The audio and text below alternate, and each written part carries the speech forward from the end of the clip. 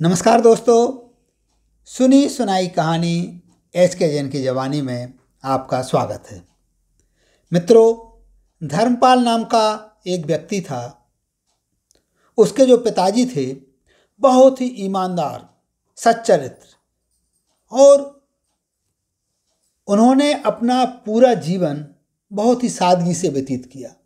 जब उनका अंत समय आया तो वो धर्मपाल को बुलाते हैं और कहते हैं कि बेटे, मेरे पास तुम्हें देने के लिए कुछ नहीं है, क्योंकि मैंने अपने जीवन में धन अर्जित नहीं किया, लेकिन अपने पुण्य कर्मों से, अपनी अच्छाइयों से कुछ ऐसी चीज़ें अर्जित की हैं। उन सभी चीज़ों का आशीर्वाद मैं तुम्हारे लिए देता हूँ, और मैं आशीर्वाद इस रूप में तुम्हें दे रहा हूँ कि यदि तुम लगन से, मेहनत से और ईमानदारी से काम करोगे तो तुम मिट्टी को भी छुओगे तो वह भी सोना बन जाएगी। जो धर्मपाल था वो अपने पिताजी के चरण पकड़ता है, पैर पकड़ता है, उनसे आशीर्वाद ग्रहण करता है। थोड़े दिनों के उपरांत धर्मपाल के जो पिताजी हैं उनका देहांत हो जाता है। उनके देहांत के बाद में धर्मपाल के ऊपर घर की सारी जिम्मेदारी आ जाती है। क्योंकि वो एक गरीब परिवार से था, घर में कुछ विशेष नहीं था। वह अपना धीरे धीरे कारोबार शुरू करता है। प्रारंभ में बिल्कुल छोटा सा काम शुरू करता है, उसे लाभ होता है। धीरे धीरे उसका काम बढ़ता जाता है। लोगों से बातचीत में वो यही कहता कि ऐसा पिताजी के आशीर्वाद का परिणाम है।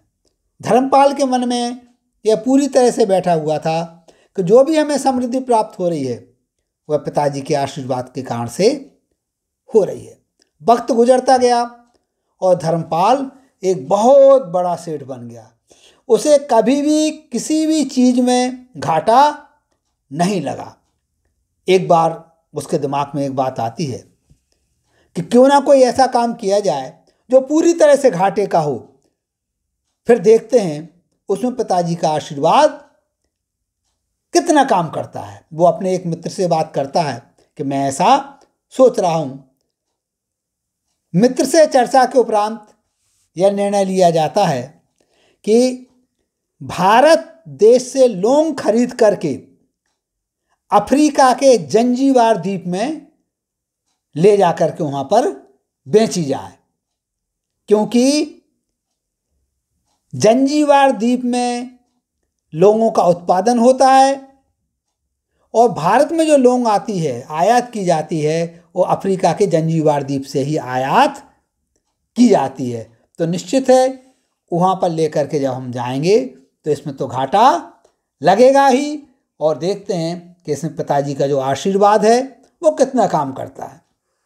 जहाज पर लौंग लाद करके, लौंगों की बहुत सारी बोरियां लदवा करके निकल पड़ता है और पहुंच जाता है जंजीबार द्वीप के किनारे। जहाज से उतरता है, देखता है कि द्वीप पर एक सम्राट टहल रहे हैं, घूम रहे हैं, लेकिन कुछ परेशान से नजर आ रहे हैं। जाकर के धर्मपाल उन्हें प्रणाम करता है, नमस्कार करता है, अपना परिचय देता है। लेकिन साथ ही साथ वो क्या देखता है कि वो सम्राट के साथ में बहुत सारे सैनिक हैं, लेकिन उन सैनिकों के पास कोई हथियार ना होकर के छन्नियाँ हैं। तो उत्सुकतावश वो राजा से पूछता है कि महाराज, इनके हाथों में छन्नियाँ क्यों हैं? तो वो राजा बोलते हैं कि आज सुबह यहाँ पर मेरी एक अंगूठी गिर गई है, और वह अंगूठी सामान्य अंगूठी नहीं है। वह अंगूठी मुझे एक फ़कीर ने दी थी, और उस फ़कीर की दुआओं की बदौलत ही हमारा राज समृद्ध है। मैं प्रसन्न हूँ। यदि वो अंगूठी नहीं मिलेगी तो मुझे हर समय अनिष्ट की आशंका लगती रहेगी। इसलिए ये लोग छन्नी लेकर के आए हैं और यहाँ की रेत को छानेंगे और अंगूठी की खोज करेंगे। ऐसा कह करके राजा ये पूछता है उस धर्मपाल से कि आप यहाँ पर क्यों आए हैं। तो धर्मपाल भी अपनी तरफ से सारी बात बता देता है कि महाराज मैं लौंग लेकर के आया हूँ और यहाँ पर लौंग बेचना चाहता हूँ। तो राजा कहता है कि भाई यहाँ तो लौंगों का उत्पादन होता है, लौंग बेचने से तो यहाँ पर आपको घाटा लगेगा, यहाँ से तो लौंग जो है आपके देश में जाती है। तो वह कहता है कि महाराज चूँकि पिताजी का हमारे लिए ऐसा आशीर्वाद है कि यदि मैं मिट्टी भी बेचूँ, मिट्टी भी छू लूँ तो वह भी सोना बन जाए, इसलिए मैं इस प्रकार का व्यापार करने आपके देश में आया हूँ। ऐसा कह कर के सम्मान स्वरूप एक मुट्ठी रेत वो वहाँ पर धर्मपाल अपने हाथों में लेता है और महाराज के चरणों में धीरे धीरे वो अपनी उंगलियों के बीच से उस रेत को गिराता है। लेकिन जैसे ही वो अपनी मुट्ठी खोलता है तो क्या देखता है कि उसके हाथ में अंगूठी है। राजा भी अंगूठी देख करके दंग रह जाता है। दरअसल हुआ क्या था, जिस जगह से उसने वो रेत उठाई थी उसी में वो अंगूठी थी। अंगूठी देख करके राजा इतना खुश हो जाता है कि वह कहता है कि हमारे मन की जो मुराद है इस अंगूठी ने पूरी कर दी, अब तुम अपने मन की मुराद बताओ, तुम जो चाहोगे मैं तुम्हें वो पुरस्कार देने के लिए तैयार हूँ। धर्मपाल कहता है कि महाराज मुझे कोई भी पुरस्कार नहीं चाहिए, मुझे इस बात की खुशी है कि आपकी अंगूठी आपको मिल गई है, भले ही उसमें माध्यम मैं रहा हूँ। अंगूठी राजा को वो दे देता है। अब चूंकि राजा को पहले से मालूम था कि यह यहाँ पर लौंग बेचने आया है, तो राजा कहता है कि कोई बात नहीं, तुम मुझसे पुरस्कार मत लो, लेकिन मैं तुम्हारी लौंग खरीदना चाहता हूँ। तो वो कहता है कि हाँ महाराज, मैं तो लौंग बेचने के लिए ही आया हूँ।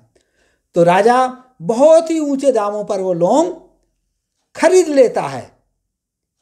लौंग खरीदने के बाद उसको जो धनराशि मिलती है उसमें उसको बहुत ज़्यादा फायदा होता है और फिर वो सोच में डूब जाता है।